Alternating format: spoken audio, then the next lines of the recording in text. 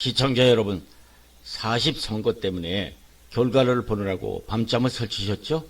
오늘은 이번 선거에서 여당 지지 시청자들에게 주고 싶은 말이 있어서 한마디 하고자 합니다. 혹시 듣고 싶지 않은 분이 계시다면 다른 채널로 돌리셔도 좋습니다.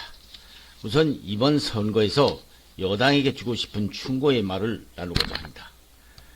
여당 시청자 여러분, 우선 국민의힘당의 붉은 색깔 옷부터 내일부터 바꿔 입으십시오. 빨간색은 상대를 경계하는 색입니다. 쉽게 생각하자면 거리의 신호등을 생각해 보십시오. 경계하는 색이 아닌가요? 두 번째, 박근혜 전 대통령에 대해서 너무 기대하지 마십시오. 국민들은 과거 탄핵당한 부정적인 생각이 아직도 머리에 박혀 있다고 생각해야 됩니다.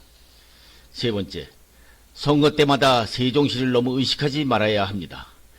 세종시에는 이제 약발이 다 되었다고, 그 예로 이번에 대전이나 세종시에서 완패당한 것을 기억해야 됩니다. 험지의 꿈에서 깨어나야 됩니다. 험지 출마는 자살행위나 다름없다는 거, 험지 출마에서 기적적으로 살아남은 경남 양산의 김태호 후보자를 생각해 보십시오. 김태호 후보 같은 인물이 기석기의 망정이지 다른 사람들 같았으면 탈당해서 무소속으로 출마했을 것이 아닙니까? 그리고 너무 상징적인 한 사람만을 기대하지 말아야 합니다. 국회의원 선거는 각자가 얼마나 뛰느냐에 달려 있습니다. 이번 한동훈 비대위원장은 열심히 뛰었지만 국회의원 선거는 대통령 선거와는 다르다는 것을 결코 잊지 말아야 합니다. 각자가 얼마나 많이 뛰었느냐가 더 중요한 것이죠. 여섯 번째, 무슨 일이든 내 사람을 써야 합니다.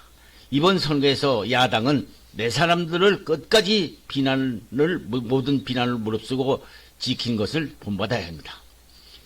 일곱 번째, 후보자는 선거 기간 동안 발이 닳도록 뛰어야 합니다. 선거사무소에는 24시간 문을 열어놓고 방문 유권자의 말을 귀담아 들어야 합니다. 선거 캠프에 전화를 걸어보면은 지금은 전화 받는 시간이 아니니 9시부터 전화하라고 하는, 전화를 걸어달라는 등 식의 태도는 잘못된 태도라고 볼 수밖에 없죠. 그 좋은 예로 투표 전날까지 48시간을 뛰었다는 이준석 후보자의 결의가 동탄 선거 판도를 바꾼 것은 좋은 사례입니다. 여덟 번째, 아무리 선거운동을 해도 들어먹히지 않는 지역은 그 지역에 미련이 있다 하더라도 일찌감치 포기해야 됩니다. 사람의 마음은 쉽게 바꾸기 힘든 것이기 때문이죠. 그 시간에 한 곳이라도 더 뛰는 것이 낫지 않습니까? 국회의원 후보자는 마이크를 들고 대중에 소리치는 것보다 한 사람이라도 유권자들과 악수를 많이 해야 합니다. 악수를 상대 후보보다 얼마나 더 많이 해내냐가 수백 명, 수천 명 앞에서 마이크 호소하는 것보다 몇 배의 효과가 있다는 것을 알아야 됩니다. 국회의원 선거는 대통령 선거와 다르다는 것이기 때문이죠. 열 번째, 선거에 임박해서는 아무리 훌륭한 정책이라도 내놓지 말아야 됩니다. 모든 일은 가해자와 피해자가 생기기 때문입니다. 이들은 모두 나의 적이 되기 때문입니다. 그 좋은 예로 이번에 선거 기간 동안 의과대학 학생 2,000명 증원 문제를 생각해 봐야 합니다. 열한 번째, 선거 기간 동안 경제 문제는 선거 전에 미리 해결해 놨어야 합니다.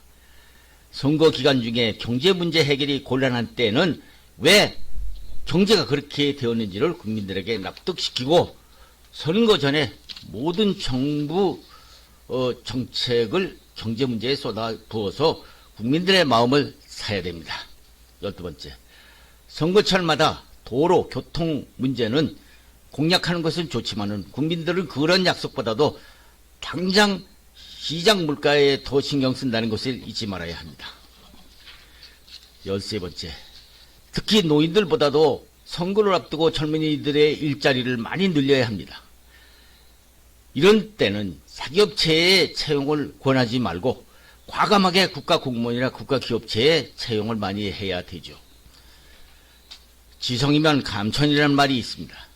몇 년 전 서울 어느 구청에서 구의원으로 출마해서 당선된 29세 청년 얘기를 들어보면은 첫 번째는 냉담하다가도, 두 번째 방문 때는 인사 때는 놀라고, 세 번째에 찾아가 보니 감동하여서 표를 그 사람에게 찍어줬다는 것입니다.